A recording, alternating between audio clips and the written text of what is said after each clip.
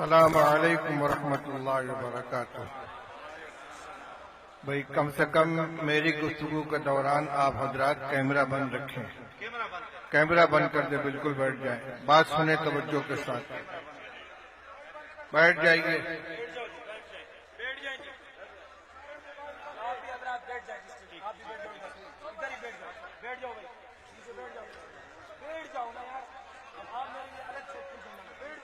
الحمد لله نحمده ونستعينه ونستغفره ونؤمن به ونتوكل عليه ونعوذ بالله من شرور أنفسنا ومن سيئات أعمالنا من يهده الله فلا مضل له ومن يضلله فلا هادي له ونشهد أن لا إله إلا الله وحده لا شريك له ونشهد أن سيدنا ومولانا محمدا عبده ورسوله صلى الله تبارك وتعالى عليه وعلى آله وأصحابه وبارك وسلم تسليما كثيرا كثيرا. أما بعد فقد قال النبي صلى الله عليه وسلم يوشك الأمم أن تداعى عليكم كما يتداعى الآكلة إلى قصعتها. قالوا ومن قلة نحن يومئذ يا رسول الله؟ قال بل أنتم يومئذ كثيرون ولكنكم غثاء كغثاء السيل ولينزعن الله من قلوب عدوكم المهابة منكم وليقذفن الله في قلوبكم الوهن. قالوا وما الوهن يا رسول الله؟ قال حب الدنيا وكراهية الموت، أو كما قال رسول الله صلى الله عليه وسلم.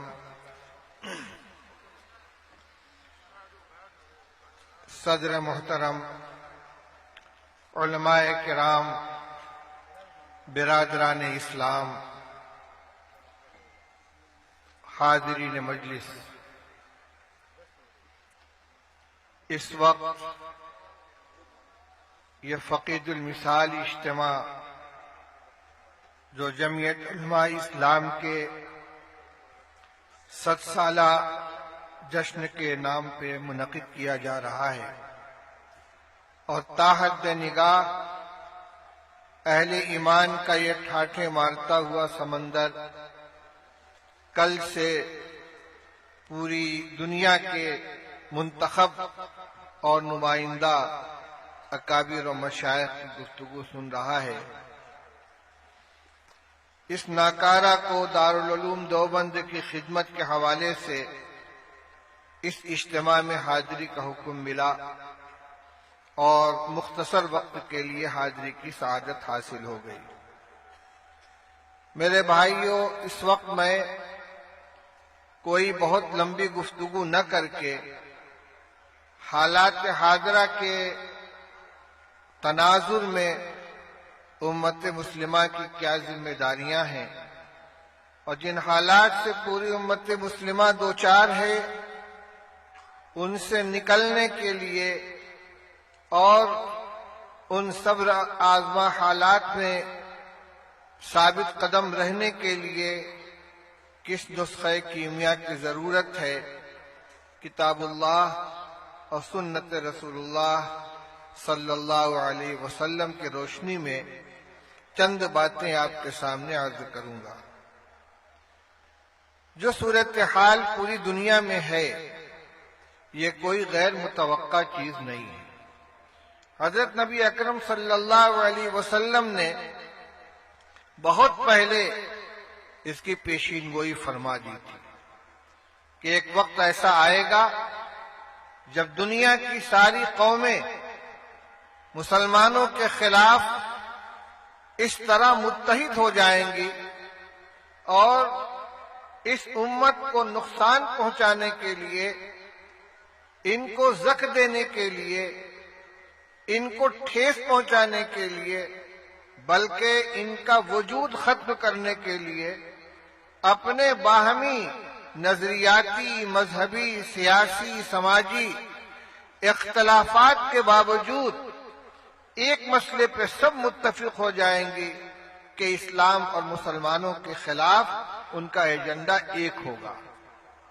یہ وقت آئے گا، اور آپ نے بڑی محسوس مثال دے کر سمجھایا کہ ایک وقت آئے گا کہ ساری قومیں مسلمانوں کے خلاف اس طرح ایک دوسرے کو دعوت دیں گی جس طرح دسترخوان پہ کھانے کے لیے کوئی جماعت بیٹھی ہو اور اپنے ساتھیوں کو آواز دیتے ہیں، آؤ یہ ڈش بہت لذیذ ہے، یہ سالن بہت عمدہ ہے، ذرا یہ بھی لے لو، ذرا یہ بھی چکھ لو۔ اس طرح مسلمانوں کو لقمہ تر بنانے کے لیے ساری کی ساری قومیں آپس میں ایک دوسرے کو دعوت دیں گی۔ یہ بات جب رسول اللہ صلی اللہ علیہ وسلم نے ارشاد فرمائی ہے، اس وقت مسلمان اگرچہ تعداد کے اعتبار سے بہت مختصر تھے، لیکن ان کا ایمان پہاڑ سے زیادہ مضبوط، اللہ کے اوپر ان کا بھروسہ، اللہ کے وعدوں پر بھروسہ، اور اسلام کے ایک ایک حکم پر عمل کرنے کے سلسلے میں ان کا جذبہ اتنا غیر متزلزل تھا، اور ان کی دھاک اس طرح بیٹھی ہوئی تھی کہ ان کے لیے یہ بات عجیب و غریب تھی، حیرت کی بات تھی کہ کیا ایسا بھی وقت آئے گا کہ مسلمانوں کے خلاف ساری قومیں متحد ہو جائیں گی؟ آخر اس کا سبب کیا ہوگا؟ انہوں نے خیال کیا کہ شاید مسلمان اس زمانے میں تعداد کے اعتبار سے بہت تھوڑے ہوں گے۔ تو بعض صحابہ نے پوچھا، وَمِن قِلَّةٍ نَحْنُ يَوْمَئِذٍ یا رسول اللہ، کیا اس زمانے میں ہم لوگ بہت تھوڑے ہوں گے؟ ہمارے دشمن زیادہ ہوں گے، ہم کم ہوں گے، بہت کم ہوں گے؟ رسول اللہ صلی اللہ علیہ وسلم نے ارشاد فرمایا، بل انتم یومئذ کثیرون، نہیں، تم تھوڑے نہیں ہوگے، تمہاری تعداد بہت ہوگی۔ وَلَكِنَّكُمْ غُثَاءٌ كَغُثَاءِ السَّيْلِ، لیکن تعداد کی کثرت کے باوجود تمہاری حیثیت ایسی ہوگی جیسے سیلاب کے زمانے میں پانی کی سطح پر بہنے والا کوڑا کرکٹ ہوتا ہے۔ بہترین مثال دی آپ نے، جب سیلاب آیا ہوا ہو، ہر طرف سے بارش کا، نالے کا پانی ایک ندی میں اکٹھا ہو رہا ہو، اور اپنے ساتھ جھاڑ جھنکار کوڑا کرکٹ بہا کر لے آئے، تو یہ کوڑا کرکٹ اتنا مقدار کے اعتبار سے زیادہ ہوتا ہے کہ پانی کی پوری سطح پہ چھا جاتا ہے، لیکن اس کے باوجود اس کی نہ کوئی قیمت ہوتی ہے، نہ اس کا کوئی وزن ہوتا ہے۔ جدھر بہاؤ اس کو لے کر جائے بہتا چلا جائے، کہیں کوئی رکاوٹ آئی ٹکرا گیا، کہیں نشیب آیا نیچے گر گیا، کہیں موڑ آیا گھوم گیا، کوئی اس کو کوڑی کے بھاؤ لینے کے لیے تیار نہیں ہوتا۔ تو مقدار کے اعتبار سے سیلاب کے اوپر بہنے والا کوڑا بہت ہوتا ہے، لیکن حیثیت کے اعتبار سے اس کی کوئی قدر و قیمت نہیں۔ تو رسول اللہ صلی اللہ علیہ وسلم نے فرمایا کہ جس زمانے کا میں تذکرہ کر رہا ہوں، اس زمانے میں مسلمان تعداد کے اعتبار سے بہت ہوں گے، لیکن حیثیت وہی ہوگی جو سیلاب کے اندر پانی کی سطح پر بہنے والے کوڑے کرکٹ کی ہوتی ہے۔ اور صورتحال کیا ہوگی؟ دو باتیں فرمائی، وَلَيَنزِعَنَّ اللَّهُ مِن قُلُوبِ عَدُوِّكُمُ الْمَحَابَّةَ مِنكُمْ، اللہ تعالی تمہارے دشمنوں کے دلوں سے تمہاری ہیبت نکال دیں گے۔ وَلَيَقْذِفَنَّ اللَّهُ فِي قُلُوبِكُمُ الْوَهْنَ، اور اللہ تعالیٰ تمہارے دلوں میں کمزوری پیدا کر دیں گے۔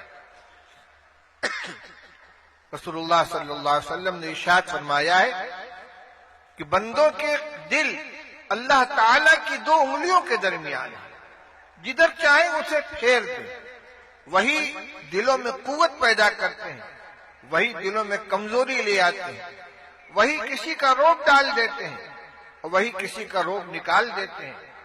فرمایا کہ بڑی تعداد میں مسلمان ہوں گے، لیکن دشمنوں کے دلوں سے ان کی ہیبت نکل گئی ہوگی اور خود ان کے دلوں میں کمزوری پیدا ہو چکی ہوگی۔ اللہ تعالیٰ ان کے دلوں میں وہن ڈال دیں گے۔ تو صحابہ نے پوچھا مل وہن یا رسول اللہ، آخر اس بزدلی اور اس کمزوری کی وجہ کیا ہوگی؟ آپ نے فرمایا حب الدنیا و کراہیت الموت، دو وجہیں ہوں گی، ایک دنیا سے محبت اور دوسرے موت کی کراہیت۔ یہ حاصل ہے اس حدیث پاک کا۔ آج مسلمان تعداد کے اعتبار سے پوری دنیا میں دوسری بڑی اکثریت کے اندر ہے۔ اگر عیسائیوں کو جو خواہ مذہبی طور پر عیسائی ہوں یا قومی مردم شماری کے اعتبار سے اپنے کو عیسائی کہتے ہوں، ان سب کو ایک مذہبی یونٹ تسلیم کر لیا جائے تو اس کے بعد پوری دنیا میں سب سے بڑی تعداد مسلمانوں کی۔ کم از کم 22 مسلم اسٹیٹ ہیں جہاں مسلمان اکثریت میں، خود ان کی حکومت۔ کئی ایسے ممالک ہیں کہ جہاں ان کی بہت بڑی تعداد ہے۔ اگر پوری دنیا کے مسلمانوں کو شمار کیا جائے تو ان کو قلیل نہیں کہا جا سکتا۔ حضور نے فرمایا تھا بل انتم یوم دن کثیرون، تم بہت ہوگے۔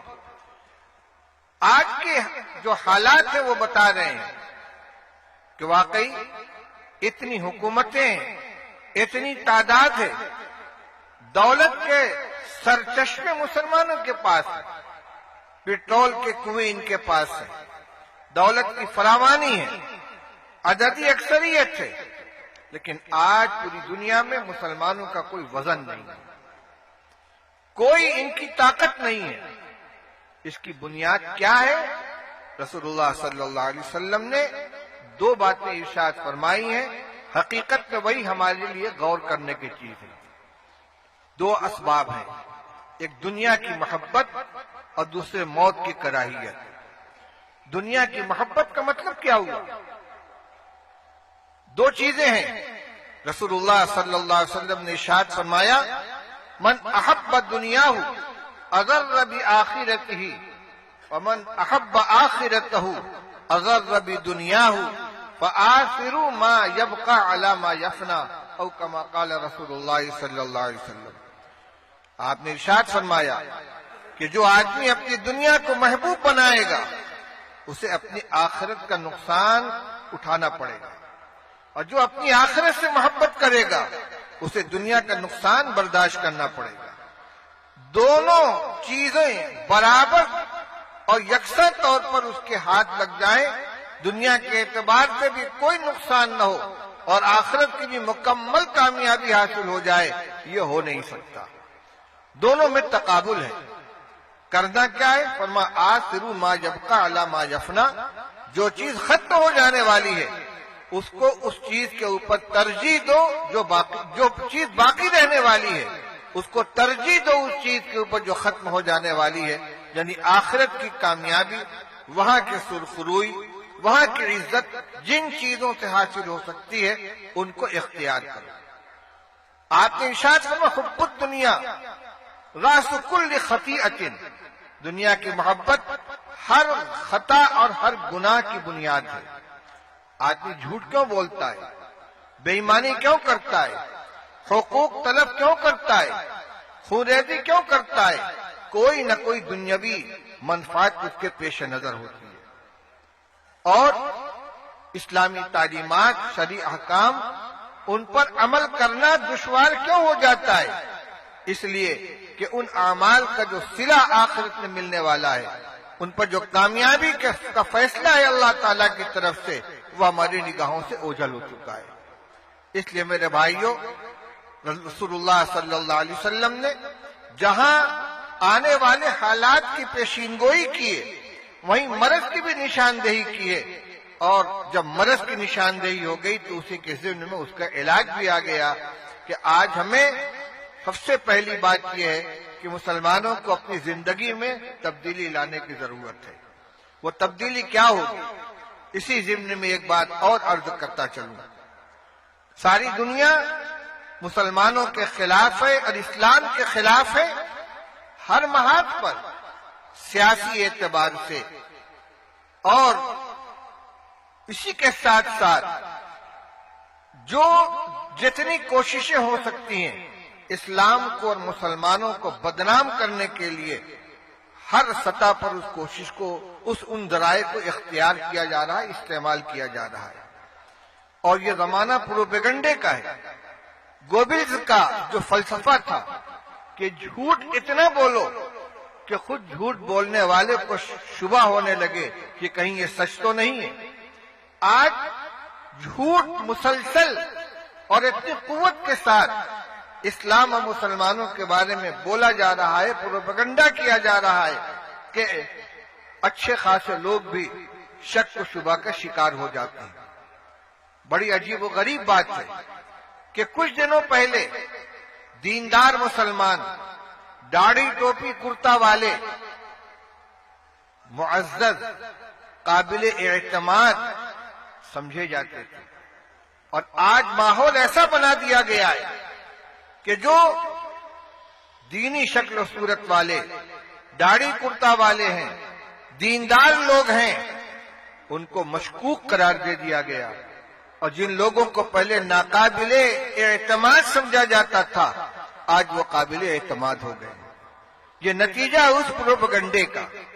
کبھی مسلمانوں کو دہشت گرد کہا جاتا ہے، کبھی مدارس کو دہشت گردی کا اڈا کہا جاتا ہے، لیکن ہماری طرف سے اسلام کی، مدارس کی اور مسلمانوں کی صحیح تصویر پیش کرنے کی کوشش جس سطح پر ہونی چاہیے وہ نہیں ہو رہی ہے۔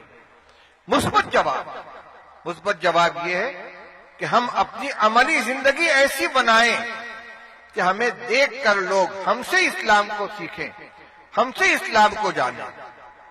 یہ مختصر ہے، میں زیادہ تفصیل کے ساتھ گفتگو نہیں کر پاؤں گا، لیکن ہمیں زندگی گزارنے کا جو طریقہ عطا کیا گیا ہے، کچھ تو وہ اعمال ہیں جن کا تعلق ہماری اپنی ذات سے ہے، عبادات ہیں، طاعات ہیں، فرائض و واجبات ہیں، کچھ محرمات ہیں، کچھ کرنے کے کام ہیں، کچھ نہ کرنے کے۔ لیکن اس کے ساتھ ساتھ بہت سے اعمال اور معاملات اور اخلاق وہ ہیں جس میں مسلمان اور غیر مسلم کی کوئی تمیز نہیں ہے، ہر ایک کے ساتھ ہمیں یکساں معاملہ کرنا ہے۔ مثال کے طور پر تجارت میں دیانتداری اور ایمانداری کا معاملہ، کسی کے ساتھ ہمارا لین دین ہو رہا ہو، اس کو اطمینان ہو کہ یہ مسلمان ہے، لہذا اس سے ہم کو کوئی دھوکہ نہیں ہوگا، اس سے کوئی نقصان نہیں پہنچے گا۔ اسی طرح پڑوسیوں کے ساتھ حسن اخلاق کی جو تعلیم دی گئی ہے، رسول اللہ صلی اللہ علیہ وسلم نے ارشاد فرمایا، واللہ لا یؤمن واللہ لا یؤمن واللہ لا یؤمن، قیل من یا رسول اللہ، قال من لا یامن جارہ بوائقہ، فرمایا کہ بخدا وہ مسلمان نہیں، بخدا وہ مسلمان نہیں، بخدا وہ مومن نہیں۔ پوچھا کہ کون یا رسول اللہ؟ فرمایا جس کا پڑوسی اس کی اذیت سے محفوظ نہ رہے۔ اس میں کوئی امتیاز نہیں ہے کہ وہ پڑوسی مسلمان ہے کہ یہودی ہے کہ عیسائی ہے کہ اور کسی مذہب سے تعلق رکھنے والا ہے۔ جو پڑوسی ہے، پڑوسی ہونے کی بنا پر ہمارے حسن سلوک کا وہ مستحق ہے۔ اسلام نے تو فرمایا کہ پڑوسی کی بھی مختلف قسمیں، الجار ذی القربى والجار الجنوبی والصاحب بالجنب۔ ایک پڑوسی وہ ہے کہ جو پڑوسی بھی ہے، رشتہ دار بھی ہے۔ ایک پڑوسی وہ ہے کہ جو صرف پڑوسی اور اجنبی ہے، اور ایک وہ شخص ہے کہ جو مستقل پڑوسی نہیں ہے، تھوڑی دیر کے لیے آپ کے پہلو کا ساتھی بن گیا ہے۔ ایک ٹرین میں آپ سفر کر رہے ہیں، آپ کی سیٹ پر آپ کے بغل میں جو شخص بیٹھا ہوا ہے، فلائٹ میں آپ سفر کر رہے ہیں، آپ کے بازو میں جو آدمی بیٹھا ہوا ہے وہ آپ کا پڑوسی ہو گیا۔ اسلام کے علاوہ کسی نے یہ حق چند منٹ کے پہلو میں بیٹھنے والے کو نہیں دیا ہے۔ یہ قرآن کی تعلیم ہے۔ آپ یہ محسوس کریں کہ ہمارا مذہب ان کو یہ سکھلاتا ہے۔ اس کو یہ بات محسوس ہونی چاہیے کہ ایک اجنبی شخص کے مقابلے میں ایک دوسرے کے مقابلے میں مسلمان کے بغل میں بیٹھنے میں مجھ کو عافیت ملے گی، راحت ملے گی۔ رسول اللہ صلی اللہ علیہ وسلم نے اس کا بھی حق بیان فرمایا ہے، قرآن نے اس کا حق بیان فرمایا ہے۔ ہمارے بغل میں ایک شخص نماز پڑھ رہا ہے، حکم یہ ہے کہ بازو کو نرم رکھو۔ آپ کے بغل میں جو نمازی کھڑا ہوا ہے تو اتنے ٹائٹ مت رہو کہ اس کو تکلیف ہو، خود دب جاؤ۔ سجدے میں جاؤ تو تھوڑا سمٹ جاؤ۔ مجلس کے اندر بیٹھو، اذا قیل لکم تفصحوا فی المجالس فافصحوا۔ آپ مجلس میں بیٹھے ہوئے، کچھ لوگ آ گئے، تھوڑا سمٹ کر ان کو جگہ دے دیجیے۔ چند منٹ کے لیے ایک آدمی آیا ہے، ہر چیز کے اندر اپنے آپ کے اپنے مقابلے میں دوسرے کو ترجیح دی جائے۔ واقعات تاریخ کے اندر بھرے پڑے ہیں۔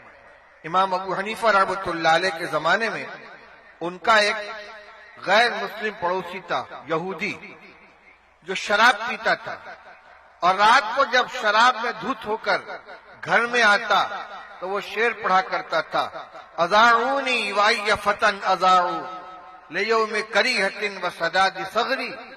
لوگوں نے مجھے کھو دیا، مجھے ضائع کر دیا، اور کیسے جوان کو ضائع کر دیا جو جنگ کے دن اور سرحدوں کی حفاظت کے موقع پر کام آ سکتا تھا۔ ایک ترنگ کے اندر پڑتا تھا، ایک مرتبہ گرفتار ہو گیا، پولیس اس کو پکڑ کے لے گئی۔ امام ابو حنیفہ رحمۃ اللہ علیہ کو خبر لگی، پڑوسی تھا، یہودی تھا، شرابی تھا، بہت نیک آدمی نہیں تھا لیکن پڑوسی تھا۔ امام صاحب تشریف لے گئے، اس کا جرمانہ ادا کیا اور اسے رہا کرا کے لے آئے اور فرمایا ما اذعناک، تو کہتا تھا کہ لوگوں نے ہمیں ضائع کر دیا، ہم نے تمہیں ضائع نہیں کیا، دیکھو تم کو ہم چھڑا کر لے آئے۔ غالباً وہی پڑوسی یا کوئی دوسرا پڑوسی، اس نے اپنا مکان بیچنے کا ارادہ کیا اور اعلان کیا کہ میرے مکان کی قیمت 20,000 درہم ہے۔ لوگوں نے کہا تمہارے مکان کی قیمت 10,000 سے زیادہ نہیں ہے۔ اس نے کہا ٹھیک ہے، مکان کی قیمت 10,000 اور ابو حنیفہ کے پڑوس کی قیمت 10,000۔ یہ مکان ابو حنیفہ کے پڑوس میں ہے، میں اس کو بیچ کر جاؤں گا تو مکان بھی چھوٹے گا، پڑوس بھی چھوٹے گا، اور جو آ کر اس مکان میں رہے گا اس کو مکان بھی ملے گا، ابو حنیفہ کا پڑوس بھی ملے گا، لہذا جتنی قیمت مکان کی رکھ رہا ہے اتنی قیمت رکھ رہا ہے امام ابو حنیفہ رحمۃ اللہ علیہ کے پڑوس میں ہونے کی۔ امام صاحب کو خبر لگی تو بلایا اس کو، پورے مکان کی قیمت اس کو دے دی اور کہا مکان بھی تمہارا، پیسہ بھی تمہارا۔ جس نے اپنے پڑوسی کی اتنی قدر کی ہے، معلوم نہیں اس کے جانے کے بعد کون دوسرا پڑوسی آ جائے میرا، اس لیے اس پڑوسی کی قدر کرنی چاہیے۔ میرے بھائیوں، لین دین میں، تجارت کے اندر ہمارا معاملہ دوسروں کے ساتھ ایسا ہو کہ وہ نمونہ بن جائے۔ امام ابو حنیفہ رحمۃ اللہ علیہ کا نام آیا۔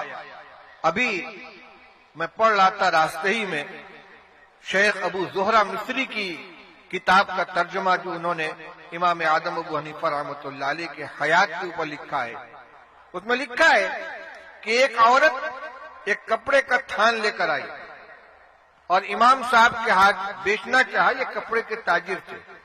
اس نے کہا اس کے 100 درہم دے دیجئے۔ فرمایا اس سے زیادہ قیمت کا ہے۔ اس نے کہا 200 دے دیجئے۔ فرمایا اس سے زیادہ قیمت کا ہے۔ اس نے کہا 300 دے دیجئے۔ اس نے کہا آپ مجھ سے مذاق کرتے ہیں؟ فرمایا اچھا کسی اور آدمی کو بلا لو، وہ اس کی قیمت لگا دے۔ ایک شخص کو بلایا گیا، اس سے پوچھا گیا اس کی قیمت کتنی ہے؟ اس نے بتلایا 500 درہم۔ امام ابو حنیفہ رحمۃ اللہ علیہ نے 500 درہم دے کر اس تھان کو خرید لیا۔ گھٹانے کے لیے نہیں، بڑھانے کے لیے، قیمت زیادہ دینے کے لیے دوسرے شخص کو بلایا جا رہا ہے تاکہ وہ قیمت زیادہ بتا کر اس کو بیچنے والے کا نفع اور اس کو راحت پہنچائے۔ اسی طرح دیانتداری کے سلسلے میں امام صاحب کا واقعہ مشہور ہے کہ ایک تھان میں تھوڑا سا عیب تھا۔ انہوں نے اپنے کارندے کو ہدایت دی کہ اگر کوئی خریدار آئے تو اس کو پہلے عیب دکھلا دیا جائے، اور اگر وہ خریدنے پر تیار ہو تو جتنی قیمت پر خریدے اتنی قیمت پر اس کے ہاتھ فروخت کر دیا جائے۔ اتفاق کی بات، کوئی گاہک آیا اور کارندے نے عیب دکھلائے بغیر اس تھان کو فروخت کر دیا۔ امام صاحب تشریف لائے، پوچھا وہ تھان کیا ہوا؟ اس نے کہا وہ تو بک گیا۔ تم نے خریدار کو عیب دکھلایا تھا؟ کہا نہیں۔ وہ خریدار کون تھا؟ کہ میں پہچانتا نہیں۔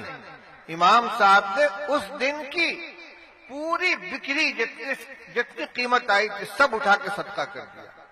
اس کے اندر غلط قسم کا پیسہ تھوڑا سا شامل ہو گیا۔ میرے بھائیوں بزرگوں، ہم اپنے اخلاق، اپنے کردار سے اپنا تعارف کرائیں، اسلام کا تعارف کرائیں۔ ہمیں اسلام یہ تعلیم دیتا ہے، ہمارا مذہب یہ بتلاتا ہے۔ ہم بہت سے کام کرتے ہیں لیکن اس کا حوالہ کچھ اور دے دیتے ہیں۔ دوسروں کے سامنے ہماری شبیہ صحیح آنی چاہیے۔ اس میں امن اور بقائے باہم، پرامن بقائے باہم کی تعلیم جتنی اسلام نے دی ہے وہ کسی کی یہاں نہیں ہے۔ میرے بھائی اور بزرگوں، حب الدنیا و کراہیت الموت، جو دو چیزیں رسول اللہ صلی اللہ علیہ وسلم نے بیان فرمائی ہیں، تو اس سے ہمیں یہ سبق ملتا ہے کہ آخرت میں کامیابی کے جو راستے ہو سکتے ہیں ان کو ہمیں اختیار کرنا ہے۔ دنیا کی محبت میں آخرت کا نقصان اپنے لیے اگر برداشت کریں گے، یہ ہماری ذلت اور ناکامی کے پہلا سبب ہوگا۔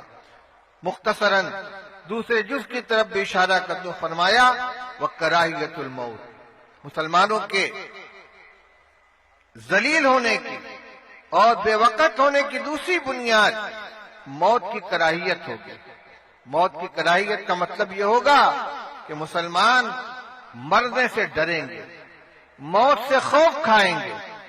ایمان والے کا تو یہ عقیدہ ہے کہ جب دنیا میں انسان آتا ہے تو اللہ کی طرف سے ایک متعین عمر لے کر آتا ہے۔ بچہ جب ماں کے پیٹ میں ہوتا ہے وہی فرشتہ پوچھتا ہے ماں اجل ہو، ماں رزق ہو، پروردگار اس کی روزی کتنی لکھی جائے، اس کی عمر کتنی لکھی جائے۔ اور دونوں کے بارے میں جو فیصلہ ہو گیا اس میں نہ عمر میں ایک لمحے کی کمی زیادتی ہو سکتی ہے، نہ رزق میں ایک دانے کی کمی زیادتی ہو سکتی ہے۔ اذا جاء اجلهم لا يستأخرون ساعة ولا يستقدمون، موت اپنے وقت پر آئے گی اور جہاں اور جس حال میں لکھی اسی طرح آئے گی۔ پھر ہم موت کا خوف اپنے اندر بیٹھا کر بزدلی اور کم ہمتی کے شکار کیوں ہوں؟ اس لیے مومن اللہ سے ڈرتا ہے اور موت پر اس کا یقین ہے، موت اپنے وقت پر آئے گی۔ وَلَوْ كُنْتُمْ فِي بُرُوجٍ مُشَيَّدَةٍ، 7 قلعہ کے اندر بھی اگر ہم محفوظ ہو جائیں اور اللہ کی طرف سے ہمارے مرنے کا وقت آ چکا ہے، طے ہو چکا ہے، اس کو ہم ٹال نہیں سکتے۔ تو ایک مطلب تو یہ ہے کہ موت سے جو کا خوف اور موت کا ڈر جو ہمارے اندر بزدلی پیدا کرتا اس کو اپنے دل سے نکالیں۔ لیکن صرف یہی مراد نہیں ہے، اس لیے کہ موت سے کی کراہیت یہ تو ایک فطری چیز ہے۔ چنانچہ جب رسول اللہ صلی اللہ علیہ وسلم نے ارشاد فرمایا کہ من احب لقاء اللہ احب اللہ لقاءہ ومن کرہ لقاء اللہ کرہ اللہ لقاءہ، ارشاد فرمایا کہ جو شخص اللہ سے ملنے کو پسند کرتا ہے اللہ تعالیٰ اس سے ملنے کو پسند کرتے ہیں، اور جو اللہ سے ملنے کو ناپسند کرتا ہے اللہ تعالیٰ اس سے ملنے کو ناپسند کرتے ہیں۔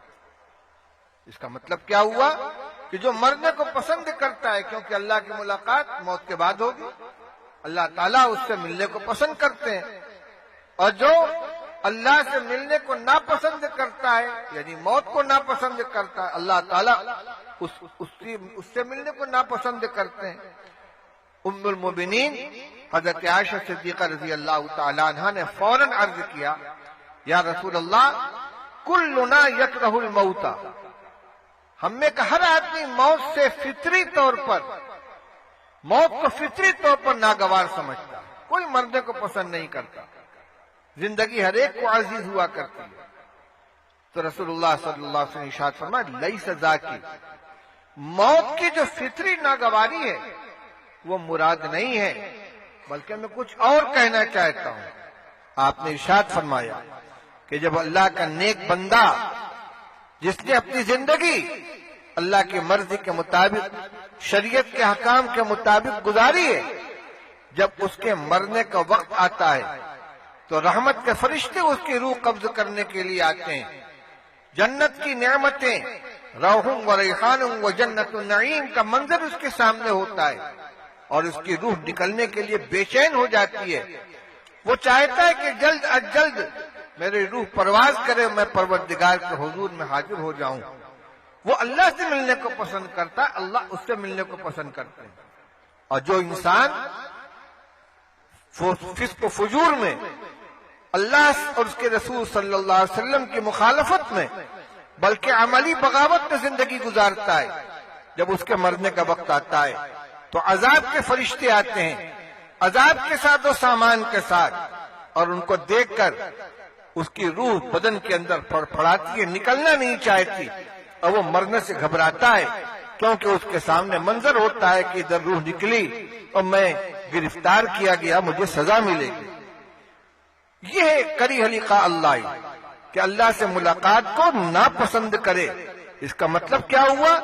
زندگی ایسی گزارو کہ جب آخری وقت ہو تو شوق ہو اللہ کے پاس جانے کا، اور ایسی زندگی سے بچو کہ آخر وقت کے اندر مرنے کا خوف پیدا ہو جائے۔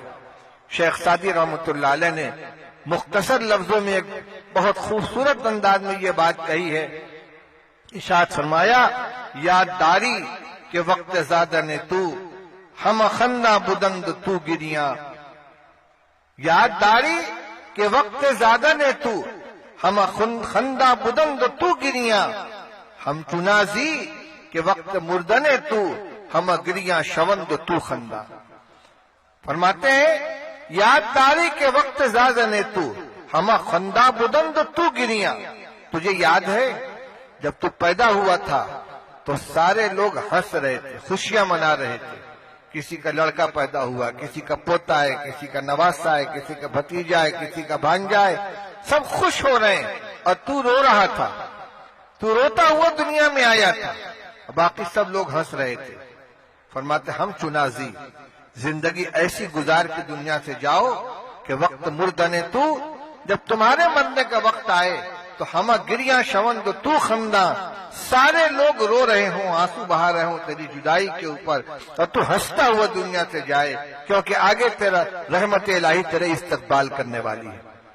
اب اس روایت کی روشنی میں دیکھیں تو حب الدنیا و کراہیت الموت کا مطلب کیا ہوا کہ مسلمانوں کے اندر بزدلی اور کمزوری اور بے وقعتی پیدا ہونے کے دو اسباب ہوں گے، ایک تو دنیا کی محبت، دوسرے ایسی زندگی گزارنا کہ اس زندگی کے بعد جب دنیا سے جانے کا وقت ہو تو مرنے کے لیے تیار نہ ہو، خوف ہو کہ عذاب الہی میں گرفتار ہو جاؤں گا۔ اس لیے اس کی تیاری یہ کہ آدمی شریعت اور سنت کے مطابق زندگی گزارنے کی کوشش کرے۔ انشاءاللہ یہی نسخہ ہے کہ جو ہر شخص اپنے طور پر اپنا سکتا ہے، اپنی جگہ پر اس کو اختیار کر سکتا ہے۔ رسول اللہ صلی اللہ علیہ وسلم نے جہاں بیماری بتلائی ہے اس کا علاج بھی بتلا دیا۔ اللہ تعالی ہم سب کو عمل کرنے کی توفیق عطا فرمائے۔ اس عظیم الشان مجمع کے ذریعے حدیث پاک کا یہ پیغام میں پوری امت تک پہنچانا چاہتا ہوں۔ اللہ تعالی ہمیں اس کی توفیق عطا فرمائے۔ وآخر دعوانا ان الحمد للہ رب العالمین۔